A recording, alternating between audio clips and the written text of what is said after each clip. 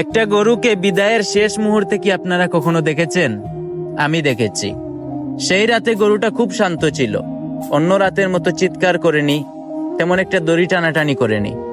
শুধু ধীরে ধীরে অল্প একটু খাবার খেয়েছিল আর অল্প একটু পানি। মালিক পাশে বসেছিল অনেকক্ষণ, হাত বুলিয়ে দিচ্ছিল গরুটার পুরো শরীরে, কিন্তু কিছু বলছিল না। গরুটার ভিতরে কি যেন একটা চলছিল, গরুটা কি যেন বলতে চাইছিল মালিককে।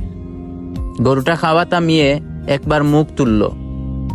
তার চোখের দিকে তাকিয়ে দেখলাম ভরপুর চাঁদের আলো আর একরাশ প্রশ্ন। গরুটা যেন মালিককে বলতে চাইছে, এই মানুষটা এত চুপ কেন আজ? মালিক বুঝে গিয়েছিল গরুটা হয়তোবা তাকে কিছু বলতে চায়, তাও মালিক মুখটা ফিরিয়ে নিল। তারপর রাত চলে গেল, সকাল হয়ে গেল। গরুটার দড়ি খোলা হলো, গরুটাকে ট্রাকে তোলা হলো।